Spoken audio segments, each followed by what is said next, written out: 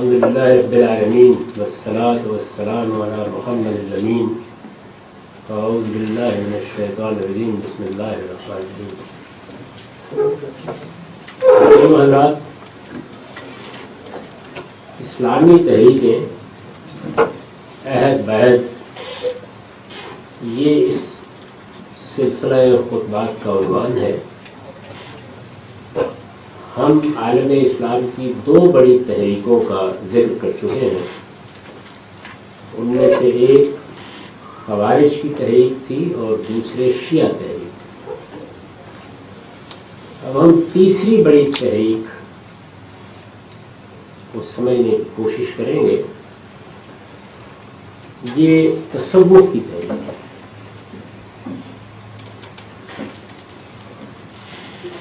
اس سے پہلے ہم نے دیکھا کہ یہ دونوں بڑی تحریکیں اٹھیں، ان کا ہدف اصلاً سیاسی تھا.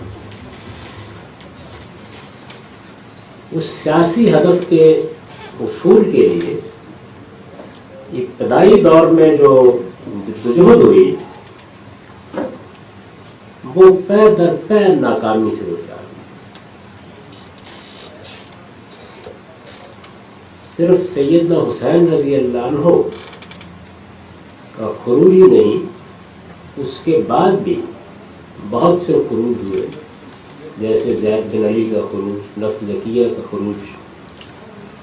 بلکہ مورخین 200-250 سے زیادہ تعداد بتاتے ہیں جس میں مختلف تحریکیں اٹھیں اور انہوں نے اسی سیاسی ہدف کو حاصل کرنے کی کوشش کی، لیکن ان میں سے کسی کو بھی کامیابی نہیں ہوئی. اور جن لوگوں کو کامیابی ہوئی، جیسے عباسی، ان کی ایک بڑی حکومت قائم ہو گئی اور پھر کئی سو برس تک قائم رہی.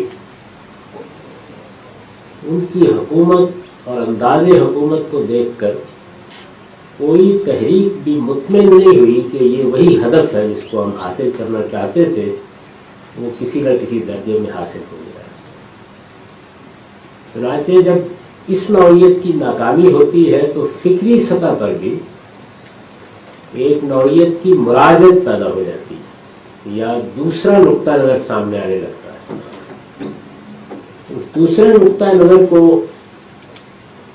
تاریخی پس منظر میں بھی سمجھ لینا چاہیے. رسالت مآب صلی اللہ علیہ وسلم پر نبوت کا خاتمہ ہوا ہے. اس نبوت کی ایک تاریخ ہے.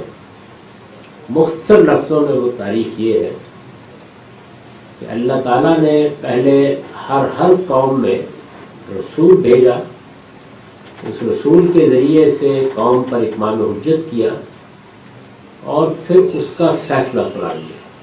اس کو قرآن مجید نے بیان کیا ہے کہ ہم ہر امت کی طرف ایک رسول بھیجتے رہے، وَلِكُلِّ أُمَّةٍ رَسُولٌ فَإِذَا جَاءَ رَسُولُهُمْ قُضِيَ بَيْنَهُمْ بِالْقِسْطِ. پھر جب ان کا رسول آ جاتا تھا تو انصاف کے ساتھ اسی دنیا میں ان کا فیصلہ کرا دیا جاتا تھا. اس کا دوسرا مرحلہ وہ ہے جب سیدنا ابراہیم علیہ السلام کی ذریت کو نبوت کے لیے خاص کر لیا گیا اور پوری کی پوری ذریت یا ان کی اولاد کے بارے میں، یا دوسرے لفظوں میں کہیے ان کے خاندان کے بارے میں یہ فیصلہ کیا گیا کہ وہ اب دنیا کے مرکز میں آباد کیے جائیں گے. ایک علاقہ ان کے لیے خاص کر دیا جائے گا، اس علاقے کو اللہ تعالیٰ خالی کرا لیں گے اور وہ علاقہ توحید کے مرکز کی حیثیت سے اس پوری قوم کے ذریعے اتمام حجت کرے گا یا خدا کی گواہی پیش کرے گا یا اس کی شہادت پیش کرے گا. چنانچہ یہ سلسلہ بھی جاری رہا یہاں تک کہ پھر بنی اسماعیل میں سے محمد رسول اللہ صلی اللہ علیہ وسلم کی بعثت ہوئی. نبوت کے اس سلسلے میں یہ آپ کو معلوم ہے کہ بنیادی قاعدہ یہ اختیار کیا جاتا ہے کہ اللہ تعالیٰ اپنے طور پر یہ فیصلہ کرتے ہیں کہ مجھے کسی شخص کو نبوت کے منصب پر فائز کرنا ہے. ادھر سے کوئی تحریک نہیں اٹھتی. یعنی ایسا نہیں ہوتا کہ کوئی شخص عبادت کر رہا تھا، ریاضت کر رہا تھا، تپسیا کر رہا تھا، گیان دھیان میں مصروف تھا اور اس جدوجہد کے نتیجے میں اللہ تعالیٰ کے ساتھ رابطہ ہو گیا. یہاں صورتحال یہ ہوتی ہے کہ رات کی تاریکی میں سفر کر رہے ہیں، بیوی ساتھ ہے، سرد رات میں راستہ دیکھنے کے لیے ایک جگہ ٹھہرے ہیں، یک ایک شعلہ سا لپکتا نظر آتا ہے، جاتے ہیں تو پیغمبری لے کے واپس آ جاتے ہیں. یعنی اس طریقے سے انتخاب ہوتا ہے. اقدام ملائالہ کی طرف سے، اللہ تعالیٰ کی طرف سے کیا جاتا ہے، اور جس شخصیت کو منتخب کیا جاتا ہے اسی کے ذریعے سے، جیسے کہ قرآن نے بیان کیا، فرشتہ بھیج کر یا پردے کے پیچھے سے ایک آواز کی صورت میں یا دل میں خیال ڈال کر اللہ تعالیٰ اپنا پیغام پہنچاتے ہیں. اس سے جو مذہب پیدا ہوا اس کا نام اسلام ہے.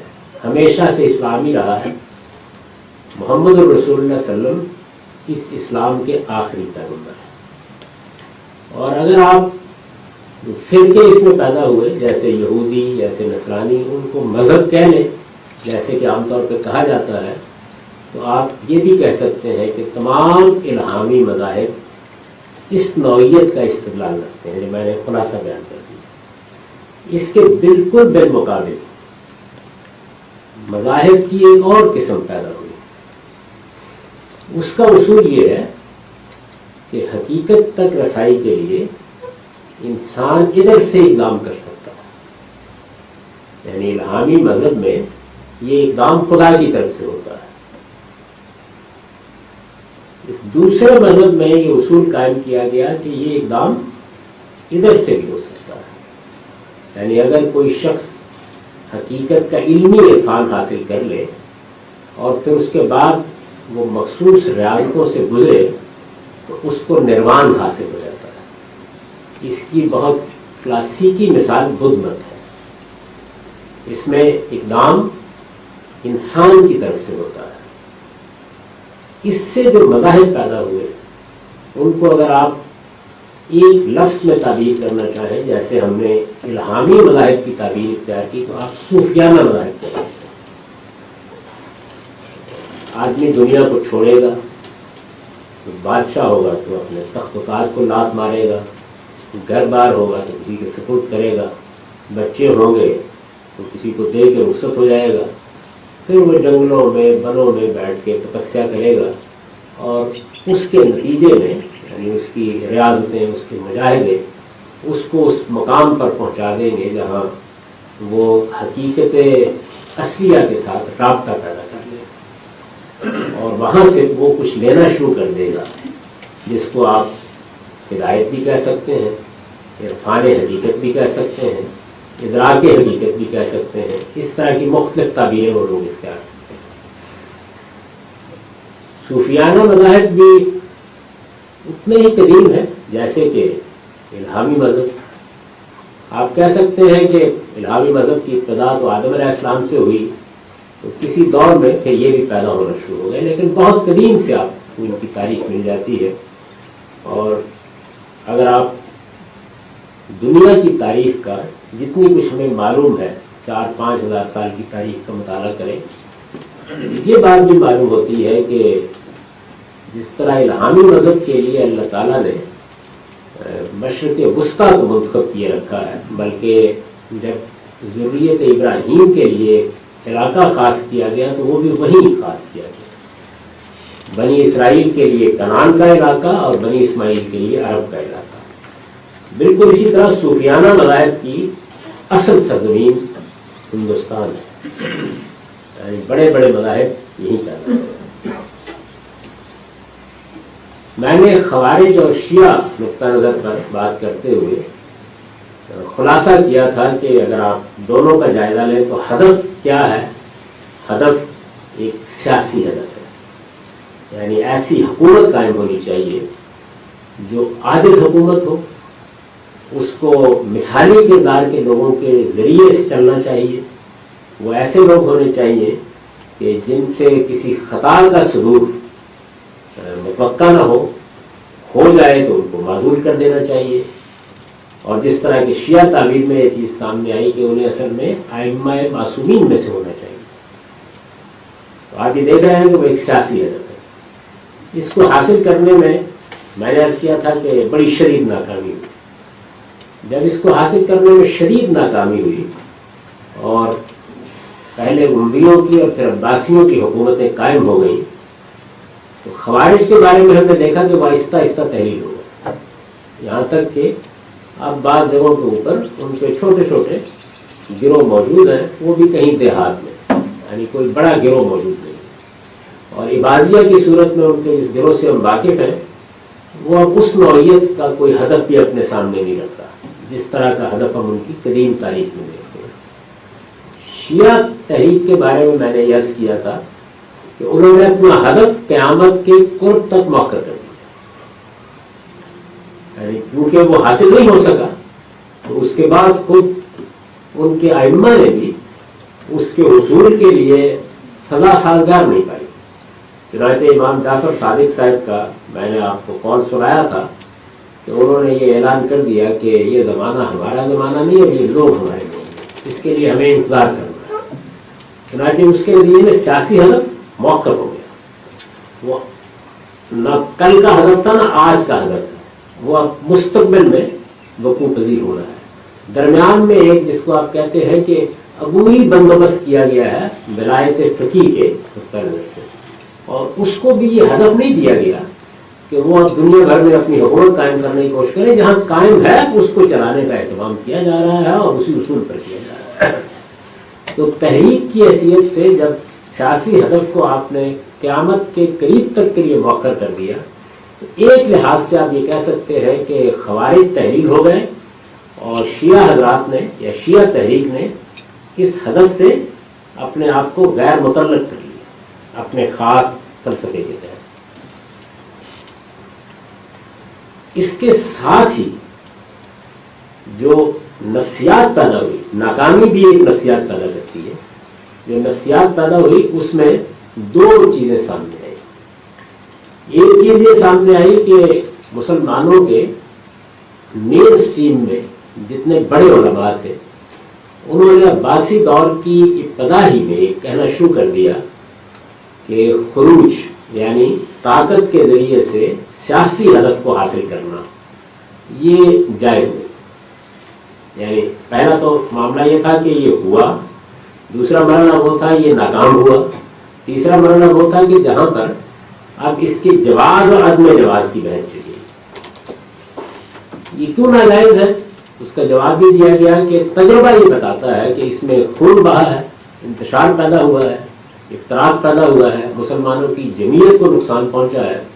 تو اب اس طرح کی کوئی کوشش نہیں کرنی چاہیے، اس سے بحثیت مجموعی نقصان پہنچتا ہے. اس کو کہتے ہیں مصلحت مسلمین کی بنیاد پر فتویٰ دینا. تو مین سٹریم علم میں کم و بیش آپ کہہ سکتے ہیں اس پر اجماع ہے، اس پہ اتفاق ہو گیا. اور یہ وجہ ہے کہ پھر ایک لمبے عرصے تک آپ کو بہت کم اس طرح کی مثالیں ملتی ہیں. کہا جا سکتا ہے کہ مراکش میں یا جزائر میں قدیم زمانے میں بعض تحریکیں اٹھیں جیسے معاہدین کی تحریک تھی، لیکن ان کے اہداف اس نوعیت کے نہیں تھے. یعنی ایک خلا پیدا ہوا کسی جگہ تو جس طریقے سے ایران میں علماء کی حکومت قائم ہو گئی، اسی طرح کے معاملات ہوئے. اس سے آگے کوئی اقدام لوگ نہیں کرتے تھے، اور جیسے میں نے عرض کیا کہ علماء بھی اسی نتیجے تک پہنچ گئے. دوسری جانب کچھ نیک نفس لوگوں کو یہ خیال ہوا کہ اس ہدف کی وجہ سے صرف جانیں ہی ضائع نہیں ہوئی بلکہ اس کے ساتھ جو خدا سے ایک باطنی تعلق تھا وہ بھی سیاست کی نظر ہو گیا. چنانچہ ایک عمومی احساس مسلمانوں کے مختلف طبقات میں پیدا ہونا شروع ہوا کہ اصل چیز خارج میں نہیں ہے، اصل چیز باطن میں ہے. اپنے باطن کی اصلاح کرنی چاہیے اور اس کا محاسبہ کرنا چاہیے. محاسبہ، اسی سے مسلمانوں کے اندر وہ پہلی شخصیت پیدا ہوئی جن کا نام ہی محاسبی پڑ گیا. یہ وہ شخصیت ہے جس کا دور کم و بیش وہی ہے جب امام احمد بن حنبل یہ بھی باقاعد حیات تھے. 243 ہجری میں ان کی وفات ہوئی. اس لحاظ سے آپ کہہ سکتے ہیں کہ یہ تیسری صدی ہے.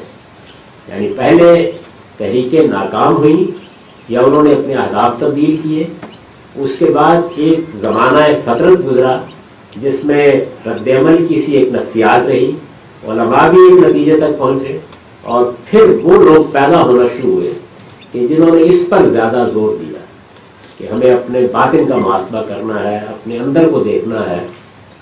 یہ یوں نہیں ہے کہ مسلمانوں کی جماعت سے اگر آپ گناہ کا ارتکاب کرنے والے لوگوں کو بیوی بچوں سمیت قتل کر دیں، جیسے کہ خوارج کے بارے میں بتا چکا ہوں، تو اس سے جماعت پاک ہو جائے گی۔ پاکیزگی کو باطن سے حاصل کرنا ہے۔ ایک لحاظ سے آپ کہہ سکتے ہیں کہ ایک باطنی نوعیت کا احساس پیدا ہونا شروع ہوا، اس میں اس طرح کی مجالس منعقد ہونے لگ گئی، کچھ غور و فکر ہوا تھا۔ اب جب آپ باطن کی طرف جھانکتے ہیں تو اس میں ایک فکری چیز بتدریج پیدا ہوتی ہے، وہ یہ ہے کہ پہلے مرحلے میں تو باطن، صفائی باطن پر مرتکز ہوتا ہے۔ مجھے اپنے ضمیر کو درست کرنا ہے، میرے اندر ایک نفس مطمئنہ پیدا ہونا چاہیے، میرے خیالات تک میں پاکیزگی آنی چاہیے، پہلا مرحلہ یہ۔ اگلا مرحلہ یہ ہے کہ اگر میں یہ سب کرتا ہوں تو کیا اس کی منزل بھی کوئی ہے؟ سیاسی ہدف کی منزل یہ ہے کہ ایک عادل حکمران کا اقتدار قائم ہو جائے، لیکن اس کی کیا منزل ہے؟ تو منزل کی تلاش میں آپ دیکھیے بہت آہستگی کے ساتھ ایک فرق واقع ہونا شروع ہوا۔ مذہب کیا منزل متعین کرتا ہے، میں ابھی اس پر کوئی گفتگو نہیں کر رہا، لیکن یہاں آہستہ آہستہ اس منزل کی تلاش نے ہمارے ہاں کے لوگوں کو صوفیانہ مذاہب کے قریب کرنا شروع کر دیا۔ صوفیانہ مذاہب میں بات یہاں سے شروع ہوتی ہے، یعنی میں ملایالہ سے رابطہ پیدا کر سکتا ہوں، میں ریاضتوں کے ذریعے سے خدا سے ہم کلام ہو سکتا ہوں، میرا تعلق اوپر سے استوار ہو سکتا ہے، میں براہ راست خدا کی تفہیم حاصل کر سکتا ہوں۔ اس احساس کو سامنے رکھ کر اب صوفیانہ مذاہب کے ساتھ قرب پیدا ہونا شروع ہوا۔ اس میں کچھ صوفیانہ مذاہب کی اصطلاحات بھی استعمال ہونے لگ گئی، چنانچہ علماء کی طرف سے تنقید ہوئی۔ جب آپ خارج کی کوئی چیز لاتے ہیں تو اس کے خلاف بھی ایک رد عمل ہوتا ہے۔ اس حلقے میں ایک بڑی شخصیت پیدا ہوئی جن کو ہم جنید بغدادی کے نام سے جانتے ہیں۔ یہ کم و بیش 297 ان کی وفات ہوئی ہے، اس سے آپ ان کے زمانے کا تعین کر سکتے ہیں۔ انہوں نے یہ کوشش کی کہ جو اصطلاحات استعمال کی جا رہی ہیں ان اصطلاحات کی ایسی توضیح کر دیں کہ اس پر علماء اس طرح اعتراض نہ کر پائیں۔ تو یہ ان کا ایک بڑا کنٹریبیوشن ہے کہ انہوں نے اس زمانے میں علماء کو کسی حد تک اس نئی تحریک کو قبول کرنے پہ آمادہ کر دیا۔ چنانچہ اس کی مقبولیت ہونا شروع ہوئی، ایک مزاحمت ہوئی علماء کی طرف سے، ایک بڑی شخصیت نے اس مزاحمت کو کچھ تحلیل کر دیا اور اس کے بعد پھر اس کو قبولیت حاصل ہونا شروع ہوئی۔ قبولیت کے تمام اسباب میسر تھے۔ ایک مستحکم حکومت عباسیوں کی قائم ہو چکی، مسلمان ایک بڑی طاقت کی حیثیت سے، سپر پاور کی حیثیت سے دنیا میں اپنا نقش قائم کر رہے تھے، علوم فنون کے تراجم ہو رہے تھے اور ایک نئی تہذیب بھی وجود میں آ رہی تھی۔ ایک طرح کا اطمینان، یعنی وہ اطمینان تو حاصل نہیں ہوا کہ ایک عادل حکمران، ایک خلیفہ راشد کو ہم پالیں، لیکن یہ کہ اس نوعیت کا اطمینان ہو گیا کہ ٹھیک ہے ایک نظم چل رہا ہے تو اب ہمیں زیادہ توجہ اس جانب دینی چاہیے۔ جیسے ہی صوفیانہ مذاہب سے اختلاط شروع ہوا، اب صوفیانہ مذاہب سے اختلاط کے نتیجے میں آپ مسلمان ہوتے ہوئے بدھ تو نہیں ہو جائیں گے یا ہندو تو نہیں ہو جائیں گے، یا آپ وہ تعبیریں تو نہیں اختیار کر لیں گے۔ تو اس میں صوفیانہ مذاہب کی مخصوص علامتیں بھی اہمیت اختیار کرنے لگ گئی۔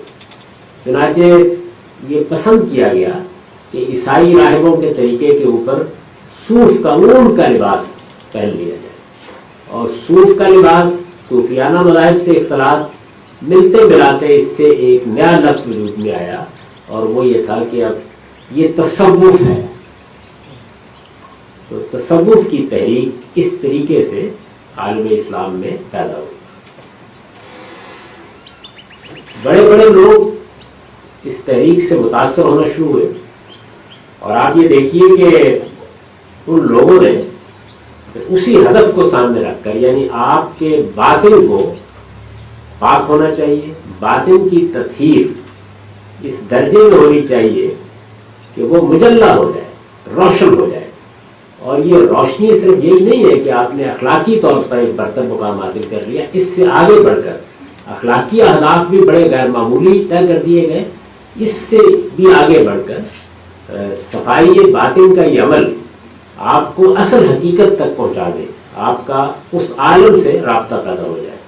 یہ ہدف اس پہلے ہدف سے زیادہ باعث کشش بھی تھا، فیسینیٹ کرتا ہے. یعنی اگر اس کا راستہ کھل سکتا ہے اور آدمی محسوس کرتا ہے کہ اب کیا کرنی ہے، حکومت اور اقتدار اس طرح کی چیزیں، یہ بادشاہی میری حاصل ہو سکتی ہے. یعنی جس میں فرشتوں سے ملاقات ہو رہی ہو، ملائانہ کے دروازے کھلے ہوں، اللہ تعالیٰ کے ساتھ براہ راست اخذ و استفادہ کا تعلق پیدا ہو جائے.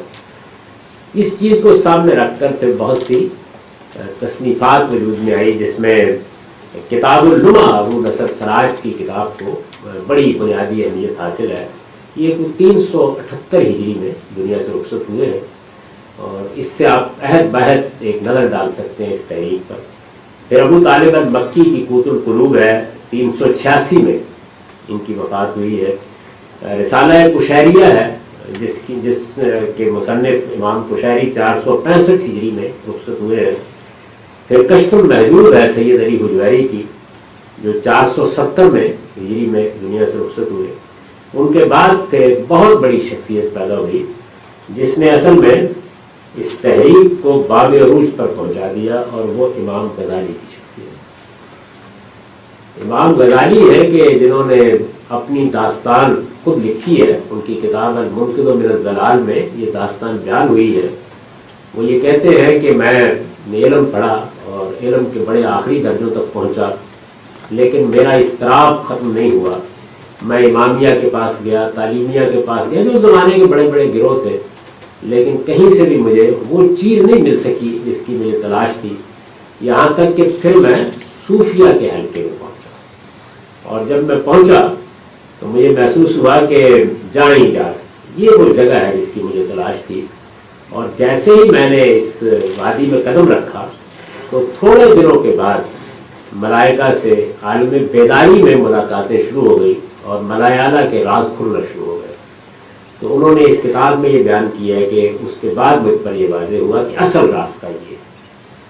چنانچہ کیونکہ وہ ایک بہت غیر معمولی شخصیت ہے، وہ کوئی معمولی شخصیت نہیں ہے، عالم اسلام پر آج تک ایک طریقے سے یہ کہہ سکتے ہیں کہ سب سے زیادہ اثرات اگر کسی شخصیت کے ہیں تو وہ امام غزالی سب سے زیادہ اثرات کسی شخصیت کے. جو تصوف کی تحریک اٹھی تھی، جس کا میں نے ایک مختصر سا تعارف آپ کو کرایا کہ ان مراحل سے گزری، وہ اپنے منتہائی کمال کو پہنچی ہے امام غزالی کی شخصیت میں. وہ ایک بڑے عالم ہیں، یعنی ایسا نہیں ہے کہ محض صوفی ہے، بڑے عالم ہیں، اپنی سیرت اور اپنے کردار کے لحاظ سے ایک بے مثل شخصیت ہے، اور بڑی دلسوزی اور بڑی دردمندی رکھتے ہیں. علامہ اقبال نے غلط نہیں کہا کہ فلسفہ رہ گیا تلقین غزالی نہ رہی. جو ان کا انداز ہے، جس طریقے سے وہ انسانی نفسیات کو سمجھتے ہیں، اس کے اندر اتر کر جس طرح اس کی صفائی کے لیے تجاویز پیش کرتے ہیں، وہ بڑا غیر معمولی علم ہے، اور وہ اس کے بڑے آدمی. ایک بہت غیر معمولی شخصیت اب اس تحریک سے متاثر ہو گئی، اور پھر اس نے اس تحریک کو مذہبی استدلال کے ساتھ جس کتاب میں بیان کیا وہ احیاء علوم الدین ہے. احیاء العلوم مختصر طریقے پہ اس کو کہا جاتا ہے. یہ 4 مجلدات میں ایک تفصیلی کتاب ہے جس میں امام غزالی نے اس تحریک سے متاثر ہونے کے بعد جو دین کی صورت ان کے نزدیک بنتی ہے، یعنی اب اختلاف ہونا ہے نا، ادھر ایک دین موجود ہے اور ادھر سے ایک تحریک اور اس کا فلسفہ ساتھ مل رہا ہے، اس کے ملنے سے پوری بات کیا بنتی ہے اس کو انہوں نے اپنی اس کتاب میں بہت تفصیل کے ساتھ بیان کیا ہے. اور ان کا اسلوب بیان انتہائی شستہ، انتہائی رواں، انتہائی سلیس. یعنی یہ حقیقت ہے کہ اس وقت بھی اگر امام غزالی کی احیاء یا ان کی کوئی بھی کتاب اٹھا کے آدمی پڑھے تو یہ محسوس نہیں ہوتا کہ وہ صدیوں پہلے کسی شخص کی کتاب پڑھ رہا ہے. یعنی ایسا سلیس اور رواں دواں اسلوب ہوتا ہے کہ بس آدمی کہتا ہے کہ یہ ساری کرشمہ سازی جو ہے شاید اسی زمانے میں ہو رہی. بہت جدید اسلوب ہے بات کرنے، اور جس طریقے سے وہ انسانی نفسیات کا کیونکہ صفائی باطن اصلاً مقصود ہے، اس کا تجزیہ کرتے ہیں، یعنی کہاں کہاں کوئی چیز پائی جاتی ہے، جتنی خرابی ہے جن کو رذائل اخلاق کہا جاتا ہے انسان کے اندر، جھوٹ ہے، ریا ہے، بددیانتی ہے، کہاں پائی جاتی ہے، کن کن صورتوں میں ہوتی ہیں۔ حقیقت یہ ہے کہ وہ ان کی احیاء العلوم کو کبھی جب اٹھا کے ہم پڑھتے ہیں تو آدمی اپنے آپ سے شرمندگی محسوس کرنے لگ جاتا ہے، یعنی جن جگہوں پر ہم محسوس کر رہے ہوتے ہیں کہ ہم بہت صاف ہیں، وہ تجزیہ کر کے آپ کو بتا دیتے ہیں کہ وہاں بھی کتنی آلودگی ہے انسانی باطن کا، جس طریقے سے وہ تجزیہ کرتے ہیں۔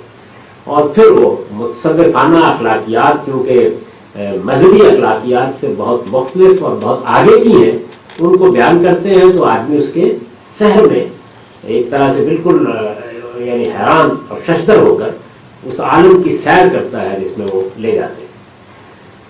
غزالی کی اس احیاء العلوم نے اور غزالی کی شخصیت نے یہ اثر ڈالا عالم اسلام پر کہ ان کی حیثیت گویا حجت الاسلام کی قرار پا گئی، وہ اسلام کی ایک دلیل یا حجت بن گئے، کیونکہ ایک طرف انہوں نے یہ مثبت کارنامہ انجام دیا اور دوسری جانب فلسفے کا جو حملہ ہو رہا تھا اس کا رد بہت قوی دلائل کے ساتھ کیا۔ تحافظ الفلاسفہ ان کی اس موضوع پر، پہلے انہوں نے مقاصد الفلاسفہ لکھی اور اس میں یہ بتایا کہ فلسفیوں کا اصول کیا ہے، ان کے بنیادی مقدمات کیا ہیں، اور اس کو اس شان سے بیان کیا کہ خود فلسفی بھی اپنے فلسفے کو سمجھنے کے لیے اس کتاب کو پڑھنے پر مجبور ہوئے، اور پھر اس کے بعد اس کا رد انہوں نے کیا تحافظ الفلاسفہ کی صورت میں۔ احیاء العلوم نے جس جگہ پہنچا دیا معاملے کو، یعنی مذہب کی جو تعبیر کی، جس کو میں مذہب کی صوفیانہ تعبیر کہتا ہوں، وہی تعبیر ہے جو اس وقت پورے عالم اسلام میں سب سے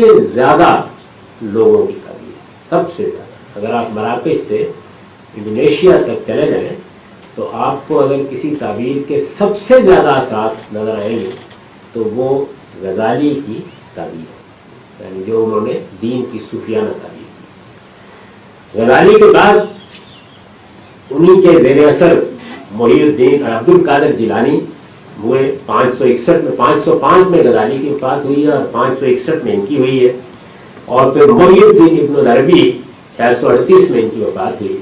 انہوں نے گویا جو فلسفیانہ پہلو تھا جو احیاء میں ایک اور اسلوب میں بیان ہوا تھا، اس کو منتہائے کمال پہ پہنچا دیا۔ یہ جو تحریک ہے تصوف کی تحریک، میں نے اس کا تاریخی تعارف آپ کو کرا دیا۔ اب یہ دیکھیے کہ یہ بنیادی مقدمات کیا رکھتے ہیں۔ جیسے ہم نے دیکھا کہ قواعد کی تحریک 2 بنیادی مقدمات پر کھڑی، اسی طرح ہم نے شیعہ تحریک کا جائزہ لیا۔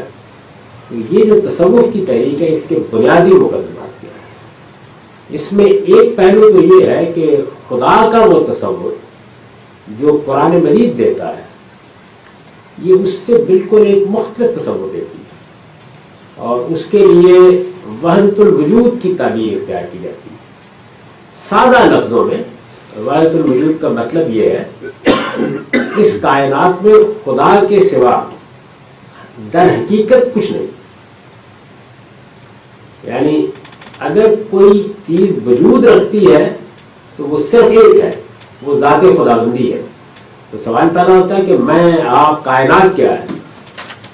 تو وہ یہ کہتے ہیں کہ یہ ذات خداوندی کا جسدی ظہور ہے، یعنی ذات خداوندی ہی کا جسدی ظہور ہے۔ یہ جو حقیقت ہے کہ یہ کائنات اپنی کوئی حقیقت نہیں رکھتی، میں اور آپ بھی کوئی حقیقت نہیں رکھتے، یہ ذات خداوندی کا جسدی ظہور ہے۔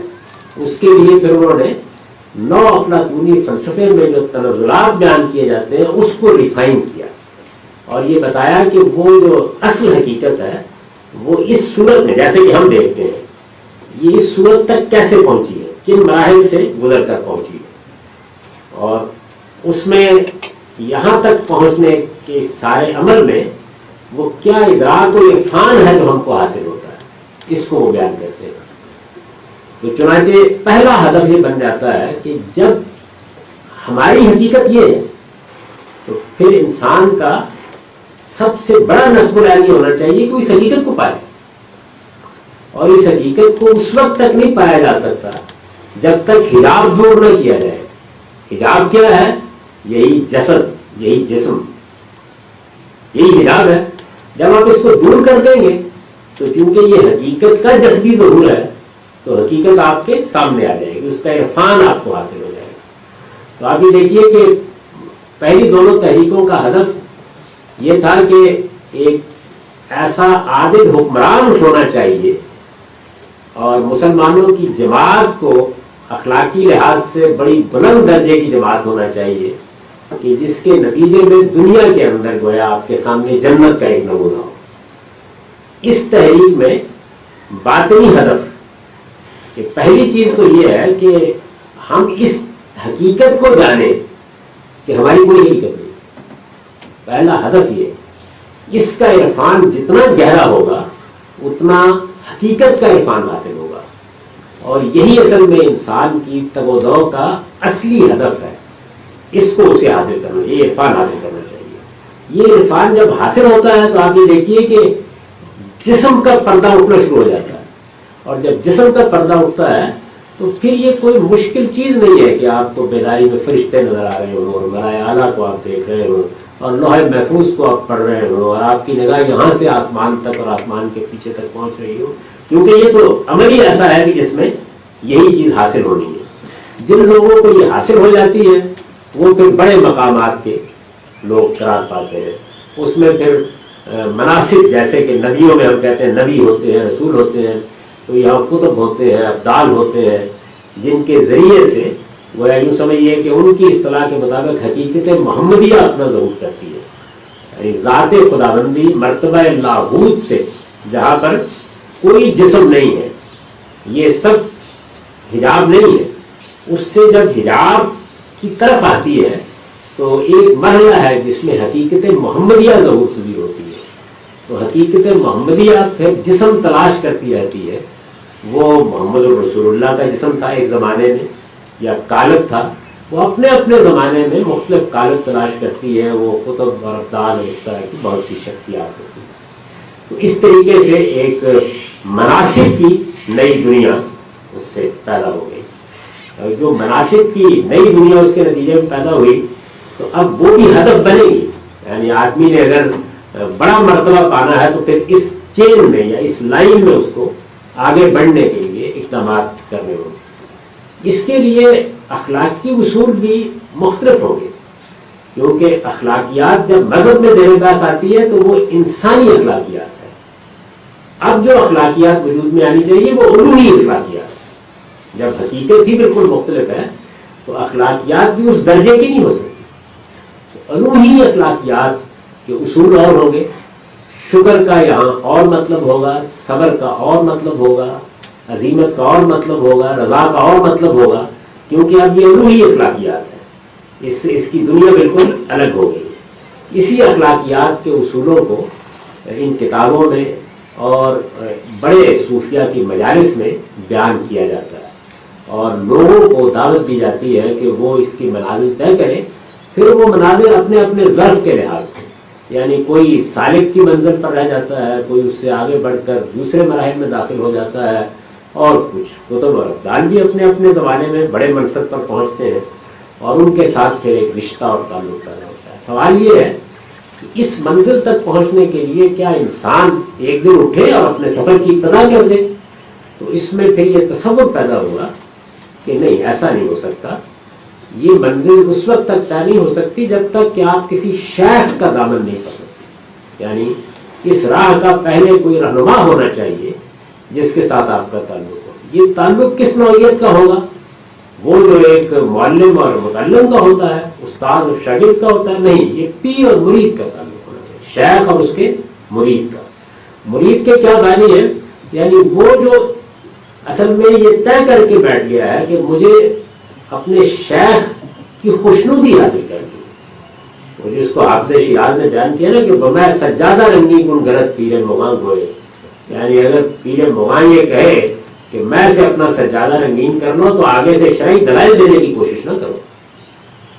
یہ کرو گے تو تبھی اس منزل پر آگے بڑھ سکو.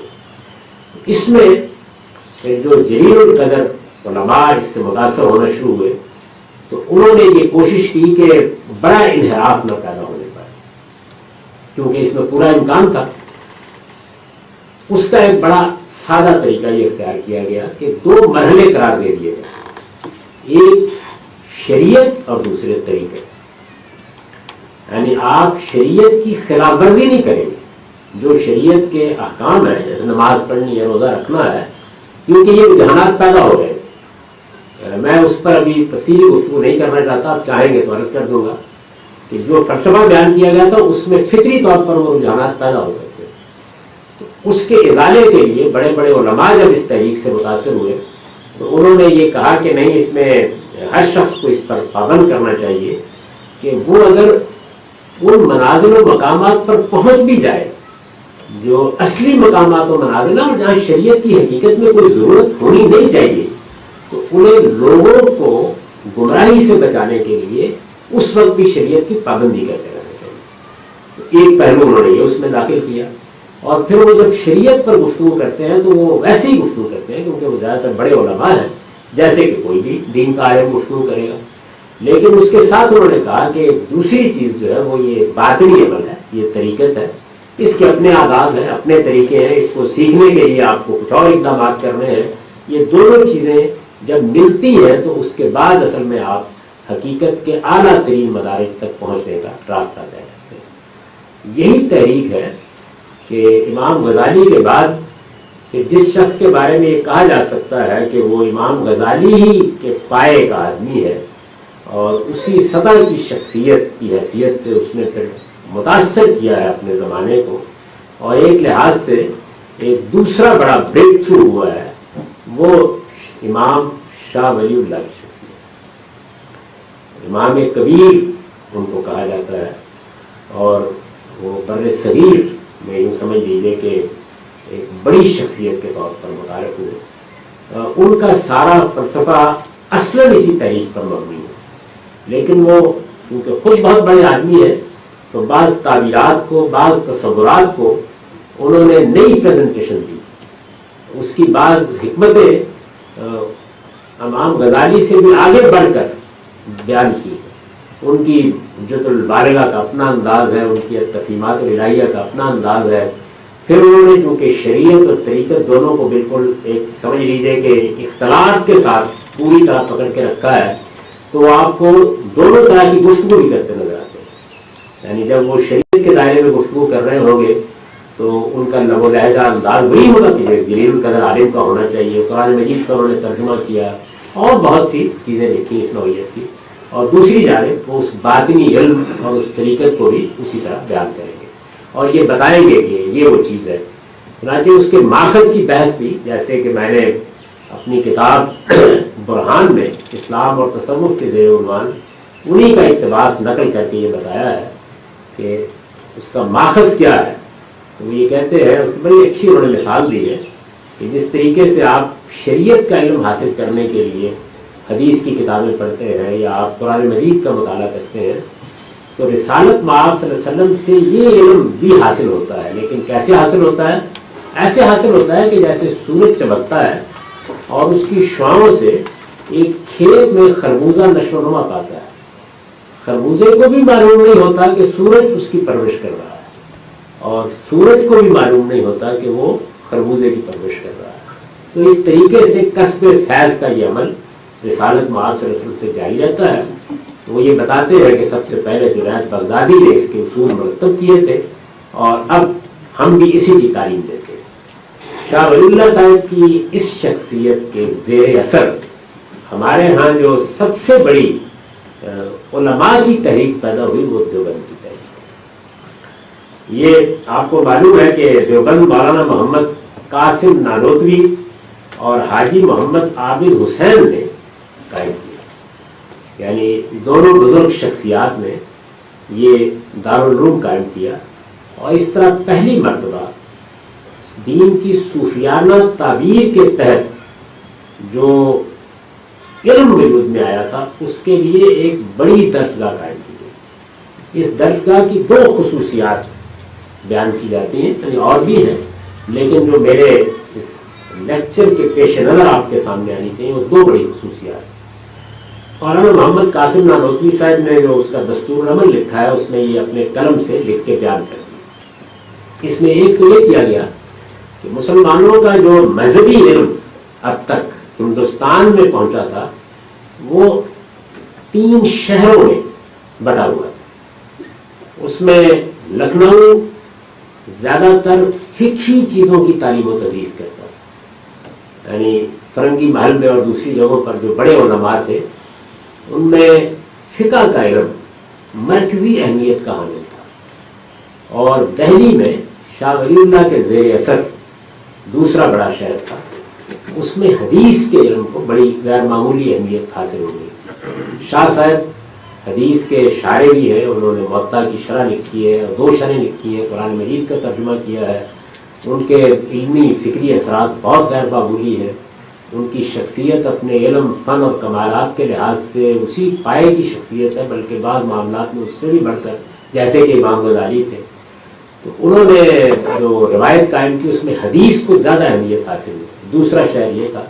اور تیسرا خیر آباد تھا، جہاں زیادہ تر فلسفہ، منطق اور اس طرح کے علوم یا علم کلام کی تعلیم تدریس ہوتی. تو مولانا محمد قاسم نانوتوی نے جب دیوبند قائم کیا تو انہوں نے بتایا کہ ایک تو بڑی خصوصیت یہ کہ ہم نے ان تینوں شہروں کی علمی روایت کو اس میں جمع کر دیا، اور دوسرے یہ کیا ہے کہ یہ شاہ ولی اللہ کے فکر و فلسفے کو بنیاد بنا کر لوگوں کی تربیت کرے. یعنی گویا یوں سمجھ لیجیے کہ جس شخص کو امامت کی جگہ پہ رکھ کے دیوبند قائم ہوا وہ امام ولی اللہ ہے، اور جو علمی روایت اس وقت تک پیدا ہو چکی تھی اس میں توفیق کا کام کیا گیا، یعنی حدیث کی روایت بھی، فقہ کی روایت بھی اور علم کلام کی روایت بھی، ان سب کو جمع کر کے انہوں نے اس کا نصاب ترتیب دیا اور اس طرح دیوبند کی ابتدا ہوئی. 1867 میں پہلے سرپرست اس کے مولانا قاسم نانوتوی مقرر ہوئے تھے. اس سے آپ اندازہ کر سکتے ہیں کہ اس کی عمر کتنی ہے. تو اگر آپ اب پیچھے مڑ کے دیکھیں تو تصوف کی جو تحریک پیدا ہوئی عہد بہد گزرتی ہوئی شاہ ولی اللہ کے بعد، وہ اصل میں اپنی وسعتوں کے ساتھ ایک آرگنائزڈ موومنٹ میں بدلی. اس کو آپ دیوبند سے تعبیر کر سکتے ہیں. اس کا ظہور اس سے پہلے صوفیانہ سلسلوں میں بھی ہوتا رہا، لیکن وہ اس نوعیت کی جامعیت اور ہمگیری اپنے اندر نہیں رکھتے تھے. سہروردی، چشتی، اسی طرح قادری سلسلے یہ موجود رہے. اس میں ایک دلچسپ چیز یہ بھی ہے کہ دیوبند کے علماء طریقت کے لیے زیادہ تر تعلق حاجی امداد اللہ مہاجر مکی سے رکھتے ہیں، اور ان کے بارے میں یہ کہا جاتا ہے کہ وہ چاروں سلسلوں کا فیض پہنچاتے ہیں، یعنی سہروردی، چشتی، نقشبندی اور قادری، چاروں سلسلوں کا ایک امتزاج تھا ان کے طریقے میں، جس سے وہ باطن کے سلوک کی منزلیں طے کراتے. یہ معلوم ہے کہ ہندوستان میں جو غیر معمولی مؤثر شخصیات پیدا ہوئی ہیں دیوبند کے زیر اثر، ان میں ایک شخصیت مولانا اشرف علی صاحب تھانوی کی ہے، اور وہ حاجی امداد اللہ مہاجر مکی کے مرید ہیں. یہی معاملہ مولانا رشید احمد گنگوئی اور دوسرے اکابر دیوبند کا.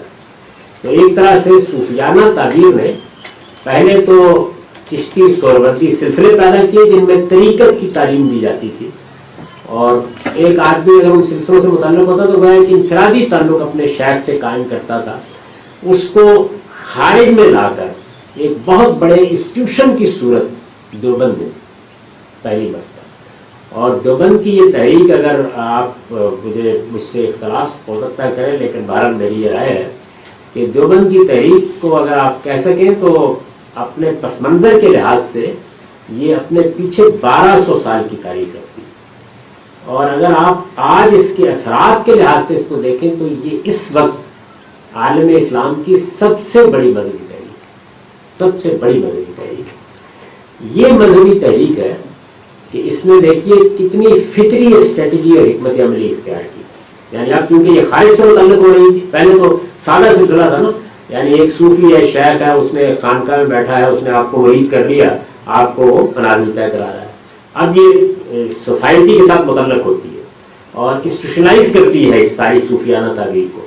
جب یہ انسٹیٹیوشنلائز کرتی ہے تو اس کے بعد مدارس کی ایک پوری چین بنانی شروع ہوئی. مدارس کیا کر رہے ہیں؟ وہ شریعت اور طریقت کے جامع علماء پیدا کر رہے ہیں، اس لیے کہ صوفیانہ تعبیر کے تحت ایسے ہی علماء پیدا ہونے چاہیے. وہ پیدا کرتے ہیں علماء. جب وہ علماء پیدا ہو جاتے ہیں تو ان میں سے کوئی مسجد سنبھال لیتا ہے، اس لیے کہ بر صغیر میں جب یہ ادارہ قائم ہوا تو مسجد ریاست کے کنٹرول میں نہیں رہی، تو کوئی مسجد سنبھال لیتا ہے اور کوئی اس سے آگے بڑھ کر دیوبند کی ایک اور شاخ قائم کرنا شروع کر دیتا ہے۔ یعنی اس طریقے سے آپ یہ کہہ سکتے ہیں کہ یہ نامی تحریک ہے، یعنی اس کے اندر سے نشو و نما ہو رہی ہے، ایک کے بعد دوسرا مدرسہ نکل رہا ہے، ایک کے بعد دوسری مسجد بن گئی، مسجد بنے گی بھی، بنی ہوئی مسجد کے لیے آپ اور میں بھی امام تلاش کریں گے، وہیں سے ملے گا، تو مسجد اور مدرسہ اس کے امتزاج کے ساتھ دو بڑے ادارے اپنا عمل شروع کرتے ہیں۔ اور پھر اس کے بعد آپ دیکھیے کہ جو اس دور حاضر میں مسلمانوں کی سب سے پہلی سیاسی جماعت آپ کہہ سکتے ہیں وجود میں آئی، جمعیت علماء ہند، وہ بھی یہیں سے نکلی۔ اور اثرات کا عالم یہ تھا کہ جب جمعیت علماء ہند وجود میں آئی تو مولانا داؤد غزنوی جو اہل حدیث کے ایک بڑے عالم ہیں، انہوں نے یہ بیان کیا ہے کہ میں نے ایک اجتماع سے نکلتے ہوئے، جمعیت علماء ہند کے ایک اجتماع سے نکلتے ہوئے مولانا ابوالکلام آزاد سے یہ پوچھا کہ یہ ہماری جمعیت علماء، خود اہل حدیث کے بڑے علماء میں سے، یہ ہماری جمعیت علماء تو جمعیت علماء دیوبند ہی بن گئی ہے۔ تو مولانا ابوالکلام آزاد نے کہا کہ بھائی جو ادارہ عالم پیدا کرے گا تو آخر جمعیت علماء بنے گی تو علماء وہیں سے آئیں گے، اس لیے ہندوستان میں کوئی جمعیت علماء ہند، جمعیت علماء دیوبند بنے بغیر رہ نہیں سکتے۔ یعنی یہ اس تحریک کی وسعت اور اس کی حکمت عملی کا ایک بڑا ہی خوبصورت بیان ہے۔ تو اس طریقے سے سب سے بڑی تحریک کی، اور اس کے بعد اگلا مرحلہ وہ آیا کہ جب 1926 میں مولانا محمد الیاس کانلوی نے تبلیغی جماعت کی بنا دی، یہ نام بھی انہوں نے نہیں دیا۔ میوات میں لوگوں کے حالات دیکھ کر وہ پہلے بہت مضطرب ہوئے اور انہوں نے خیال کیا کہ یہ تو مسلمان تھے اور یہ کلمہ بھی بھول چکے، ان کو اب اپنے مذہب کا بھی پتہ نہیں ہے، یہ اپنے آپ کو کہتے تو مسلمان ہیں لیکن اپنی معاشرت، تہذیب، ثقافت، اپنے معمولات کے لحاظ سے بالکل ہندو ہو چکے ہیں، تو میں ان کو پھر اسلام کی طرف لاؤں اور ان کو اسلام کی تعلیم دوں، یہاں سے اٹھے۔ تو وہ جو صوفیانہ تعبیر ہے، اس صوفیانہ تعبیر کو انہوں نے 6 نکات کی صورت میں یوں سمجھ لیجیے کہ ایک عوامی ریلیشن میں ڈالا۔ اس کے پیچھے وہی تحریک ہے، یعنی اگر اس کے اندر شامل ہو کے آدمی دین سیکھنا چاہے تو وہ کہاں جائے گا؟ وہ دیوبند کے علماء کے پاس جائے گا، اور دیوبند کے علماء دین کی صوفیانہ تعبیر سے بنے ہوئے عالم ہوتے ہیں۔ اور انہوں نے کیا بہت مدارس بنا کے عالم، اسی طرح کے عالم پیدا ہونے کا ایک نظام بنا دیا۔ مسجدوں میں خطابت اور امامت کے ذریعے سے تبلیغی جماعت کو بنیاد فراہم کریں۔ تبلیغی جماعت نے اپنی ابتدا کہاں سے کی ہے؟ وہ آپ کے محلے میں آئیں گے، وہ آپ سے کہیں گے کہ آپ مغرب کے بعد مسجد میں آئیں گے، اور وہ مسجد ہے جس میں ان کو ایک پاؤں ٹکانے کی جگہ ملی۔ وہ بھی دیکھیے دیوبند کے زیر اثر وہ مسجد قائم ہوئی، بریلوی اور اہل حدیث نے کبھی داخل نہیں ہونے دیا ان کو۔ یعنی دیوبند کی مساجد اتنے بڑے پیمانے پر تھیں کہ ایک اگلی بڑی تحریک کے لیے بنیاد بن سکتی ہے۔ تو مولانا الیاس نے اس کی ابتدا کی، اور وہ ایک انتہائی مخلص بزرگ تھے۔ علمی لحاظ سے تو آپ ان کے بارے میں کوئی بھی رائے قائم کر سکتے ہیں۔ خود مولانا سید سلیمان ندوی نے، جو ہندوستان کے جلیل القدر عالم ہے، یہ بیان کیا ہے کہ مجھے وہ، جہاں تک میرا حافظہ کام کر رہا ہے، غالباً کاندلا کے اسٹیشن پر یا کسی اور اسٹیشن پر مل گئے، اور انہوں نے دیکھا مجھے تو دعوت اور تبلیغ کا جذبہ اتنا غیر معمولی تھا کہ وہ آئے اور انہوں نے آ کے مجھے دعوت دینا شروع کر دی۔ تو مولانا سید سلیمان ندوی جو بر صغیر میں آپ جانتے ہیں کہ علامہ اقبال ان کے بارے میں کہتے تھے کہ یہ خانوادہ علماء کا آخری چشم و چراغ ہے، تو معمولی حیثیت کے عالم نہیں تھے وہ، ان کی سیرت النبی سے آپ سب لوگ واقف ہیں۔ وہ یہ بیان کر رہے ہیں کہ مولانا الیاس صاحب اپنی تقریر کر رہے تھے تو یہ حقیقت ہے کہ نہ اس میں کوئی ربط تھا، نہ نظام تھا، نہ کوئی ابتدا تھی، نہ کوئی انتہا تھی، نہ آپ یہ کہہ سکتے ہیں کہ کوئی منطق، کوئی فلسفہ یا متاثر کرنے والی چیز تھی، لیکن حقیقت یہ ہے کہ رو میں بھی رہا تھا، رو بھی رہا، یعنی تاثیر کا پھر بھی یاد۔ اچھا، اخلاص کی حد یہ ہے اس معاملے میں کہ میوات کا واقعہ بیان کیا جاتا ہے کہ وہ ایک مرتبہ گئے اور وہاں شروع میں ابھی جب خود جاتے تھے بعد میں تو نظام الدین میں اس کا مرکز بن گیا اور پھر وہاں سے جماعتیں روانہ ہونا شروع ہوئیں. جب وہ خود جاتے تھے تو وہ گئے تو ایک کسان کو جو ہل چلا رہا تھا انہوں نے کچھ بات کرنا چاہیے اس کے ساتھ ساتھ چلتے ہوئے, تو اس نے کچھ سنی نہیں بات, بڑی بے اتنائی اور اکھڑ پن سے ان کو جواب دیا. تھوڑا سا مزید آگے بڑھے, انہوں نے پھر بات کرنا چاہیے, پھر اس نے ایسا ہی جواب دیا. جب تیسری مرتبہ آگے بڑھے تو وہ بھی آ کر اکھڑ کسان ہی تھا, اس نے اپنا ہل روکا اور ایک تھپڑ مارنا کو دے مارا. تو تھے بہت دھان پان, گر گئے, زمین پر گر گئے. آپ جانتے ہیں نا کہ جب ہل چلایا جا رہا تو کیا حال ہوتا ہے زمین کا. تو گرد آلود ہو کے اٹھے اور اٹھ کے کہنے لگے کہ تھپڑ ایک اور مار لو لیکن میری بات سنو. یعنی یہ کوئی آخری حد ہو سکتی ہے دعوت تبلیغ اور جو ایک دینی جذبہ ان کے اندر موجود تھا اس کے لحاظ سے. تو اس اخلاص سے, اس صوفیانہ تعبیر سے اور دیوبند کے اس عظیم پس منظر سے تبلیغی جماعت کی پیدا ہوئی. اور اب آپ جانتے ہیں کہ اس وقت اگر آپ تبلیغی دعوت کے لحاظ سے دیکھیں تو شاید دنیا کا سب سے بڑا نظام ہے جو انہوں نے قائم کرنے میں کامیابی حاصل کی ہے. کلمہ, نماز, علم و ذکر, اکرام مسلم, اخلاص نیت اور دعوت و تبلیغ, یہ وہ 6 نکات ہیں جو انہوں نے نکال کے گویا عامت الناس کے ساتھ صوفیانہ تعبیر پر مبنی اس پوری کی پوری روایت کو عوام سے وابستہ کریں گے. اس لیے میں یہ کہا کرتا ہوں کہ پہلے صوفی خانقاہ قائم کرتا تھا.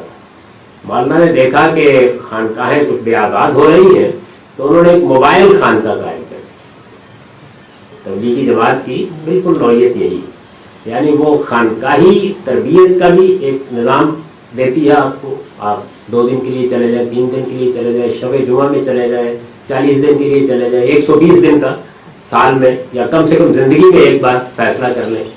اور پھر وہ بہت سادہ طریقے سے مسجد میں کھڑے ہو کر آپ کو ایک چند لفظوں کی دعوت, اور اس میں آپ نے دیکھا ہوگا کہ ایک آدمی بالکل نیا آتا ہے, پہلے دن شامل ہوتا ہے, تو وہ چند کلمات ہوتے ہیں کہ رسول اللہ صلی اللہ علیہ وسلم نے کیا محنت کی تھی اور اس محنت کے لیے آج ہم تھوڑی دیر کے لیے بیٹھیں گے. وہ اٹھ کے آپ کو یہ بات بتائے گا اور پھر مسجد میں لوگ آنا شروع ہو جائیں گے.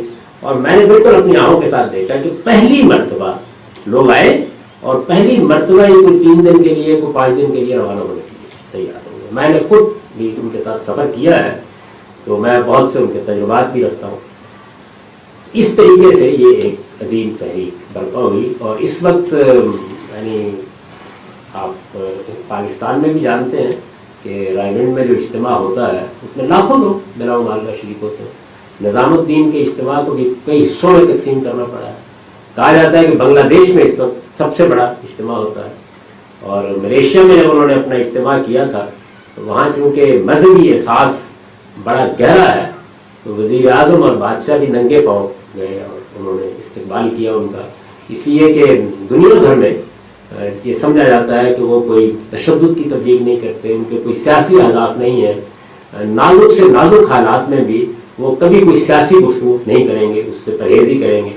اور اسی ہدف کے اوپر جو یعنی صوفیانہ تعبیر میں دیا اس کو عوام کے قریب کر کے انہوں نے اس کو ڈائلیوٹ کر کے عوام کے قریب کر دیا ہے.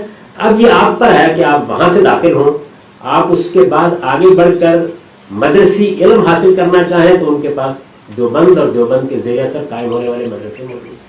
آپ اس کے بعد دعوت و تبلیغ کی متعین عالمانہ زندگی بسر کرنا چاہیں تو مسجدیں موجود ہیں. اور اگر آپ اس سے آگے بڑھ کر خانقاہی تصوف کو اپنی روح میں جذب کرنا چاہیں اور اعلیٰ منازل طے کرنا چاہیں تو اسی کے پس منظر میں ان کی خانقاہیں بھی موجود ہیں. تو ایک ہمہ گیر تحریک اور اب کہا جا سکتا ہے ایک عالمگیر تحریک کی حیثیت سے جو صوفیانہ تعبیر جس کی میں نے آپ کو تاریخ بتائی ہے پیدا ہوئی تھی وہ اس مقام پر پہنچ گئی. تبلیغی جماعت تک کا سفر ہم نے طے کر لیا ہے. اس کے بعد ہم تھوڑا سا وقفہ کریں گے اور پھر اگر آپ کوئی سوال کرنا چاہیں تو بھی کر سکتے ہیں. اقول قولی ھذا واستغفر